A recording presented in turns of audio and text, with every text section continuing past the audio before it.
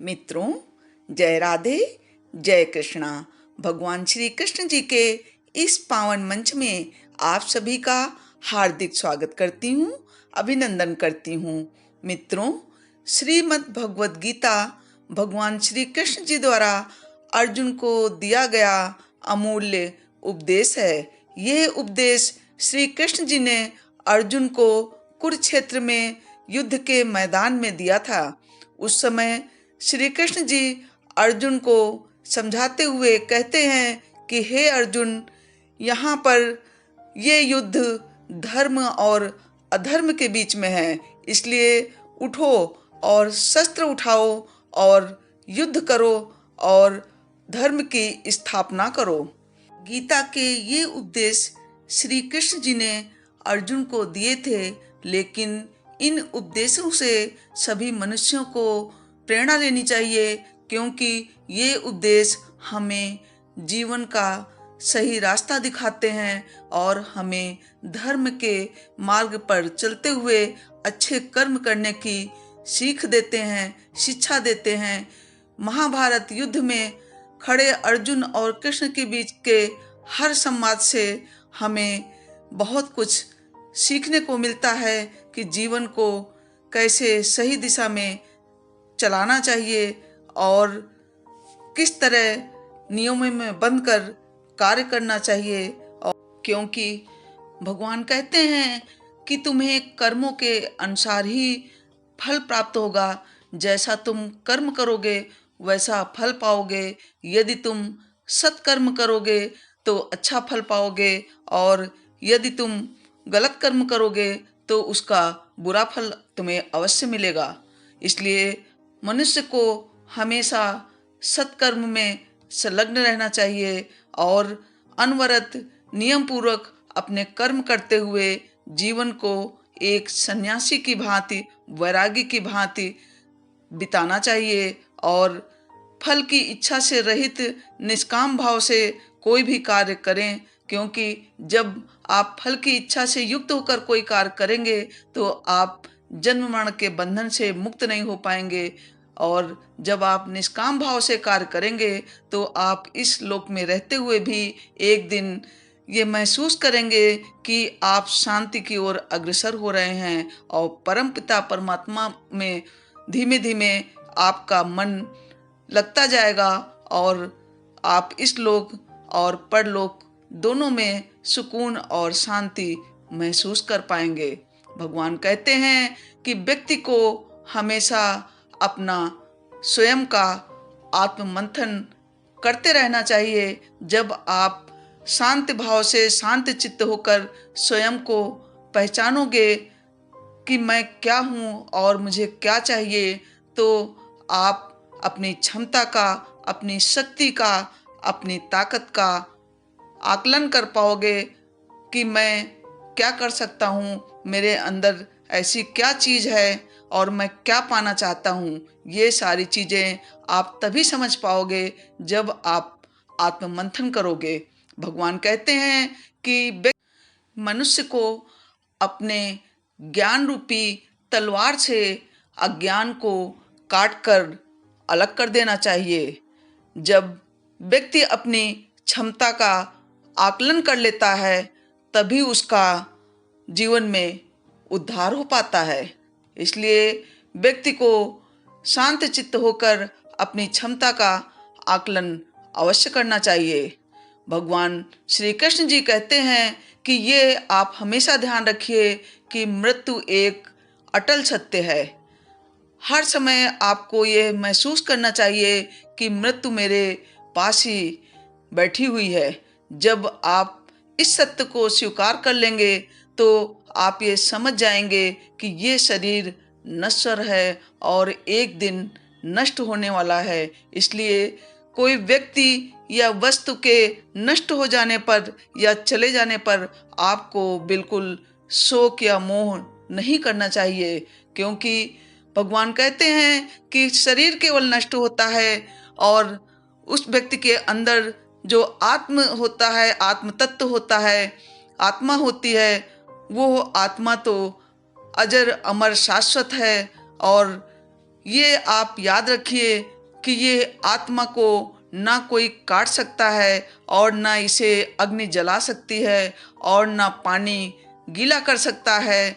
और जिस प्रकार एक वस्त्र बदलकर हम दूसरा वस्त्र धारण कर लेते हैं, उसी प्रकार ये हमारी आत्मा एक शरीर को छोड़कर त्याग करके दूसरे शरीर में दूसरे जीव के अंदर प्रविष्ट हो जाती है। इसलिए व्यक्ति के जाने पर आप बिल्कुल शोक न करें, चाहे वो आपका जितना प्रिय हो। जब आप शोक करेंगे, मोह करेंगे, क्रोध करेंगे, तभी आप बार बार जन्म मरण के बंधन में बंधेंगे और आपकी आत्मा को कभी भी शांति और सुकून नहीं महसूस कर पाएंगे आप।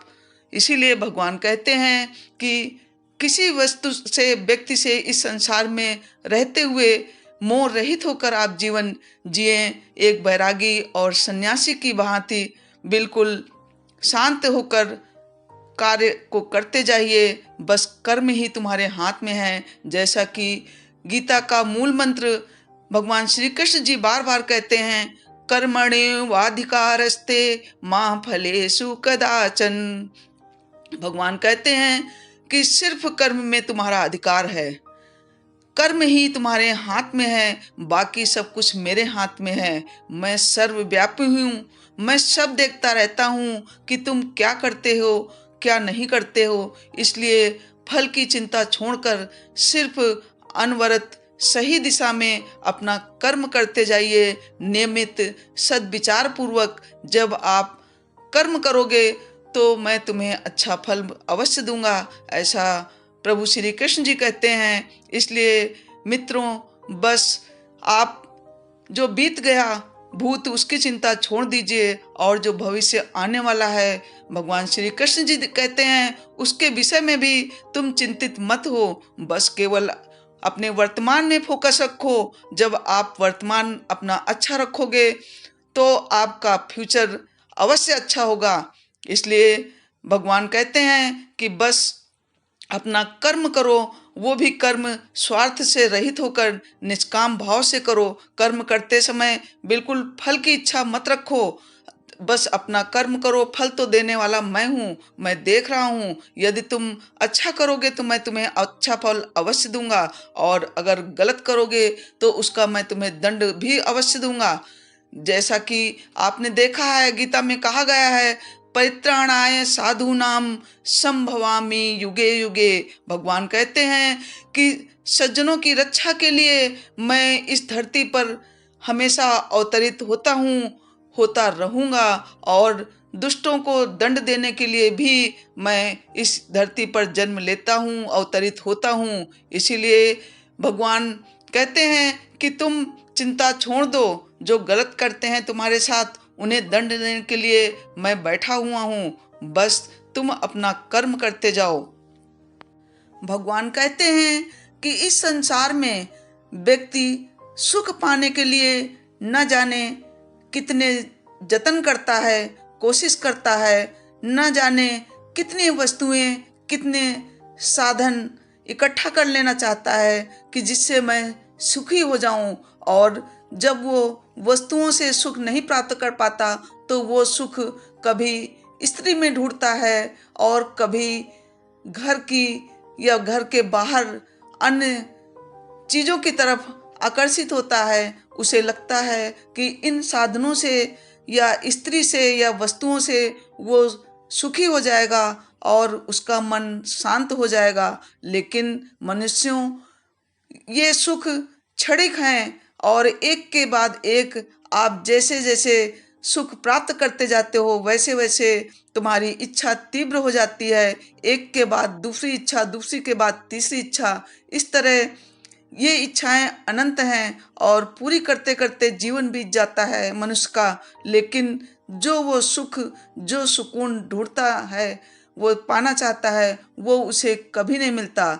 इसीलिए भगवान कहते हैं कि अपने मन को बार बार समझाओ, अपने मन को स्थिर करो, नियंत्रित करो, क्योंकि जब तक तुम अपने मन को काबू में नहीं रखोगे, नियंत्रण में नहीं रखोगे, ये मन रूपी घोड़े की लगाम तुम्हारे हाथ में रहनी चाहिए कि जिधर इसे मोड़ो उधर मुड़ जाए, और उसको संकल्प लेकर एक निश्चित दिशा में लगाओ। और वो दिशा होनी चाहिए कि नियमित कर्म, अनवरत कर्म, निष्काम कर्म। और भगवान कहते हैं कि तुम्हारा इस संसार में मेरे सिवाय कोई नहीं है। ये बात हमेशा ध्यान रखो, अपने मन में विचार करो बार बार कि सिर्फ तुम्हें अपना कर्म करना है और मेरा भजन करना है। गीता ज्ञान में बताई हुई भगवान श्री कृष्ण की वाणी का, उनके संदेशों का तुम्हें पालन करना है, तभी तुम्हें सुख प्राप्त होगा, शांति मिलेगी। और भगवान श्री कृष्ण जी कहते हैं कि मेरी बताई हुई वाणी, मेरे ज्ञान को वही प्राप्त कर पाते हैं जिन पर मेरी कृपा होती है। ये भगवान कहते हैं कि सत्संग ईश्वर की कृपा से मिलता है, और जो कुसंग होता है वो तुम्हारे हाथ में है कि कब तुम गलत काम कर बैठो। तो इसलिए कभी भी व्यक्ति को बुरी संगत नहीं करना चाहिए, हमेशा अच्छे कर्म करना चाहिए।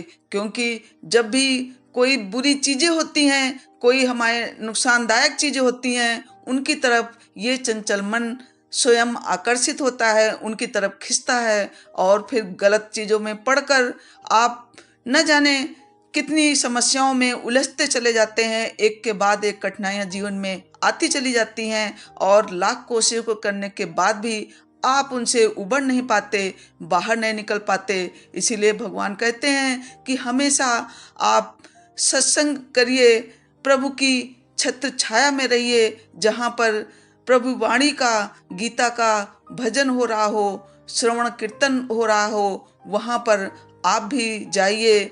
भगवान की वाणी को, भगवान के बताए हुए आदेशों को, संदेशों को सुनिए, उनका पालन करिए, तभी आपके जीवन में सुख शांति मिलेगी, और आप जो भी पाना चाहते हैं जीवन में वो आपको मिलेगा। और जब आप अपनी वांछित फल निष्काम भाव से प्राप्त करेंगे, तभी आपको सुकून और शांति महसूस होगा, और आपको और आपके परिवार को आप पर गर्व होगा। मित्रों, कहना मैं बहुत कुछ चाहती हूँ गीता के बारे में, क्योंकि यह गीता ज्ञान इतना विस्तृत है कि जितनी इसकी चर्चा की जाए उतना कम है, लेकिन वीडियो बहुत बड़ा हो जाएगा। इसलिए आगे की बातें मैं नेक्स्ट वीडियो में बताऊंगी।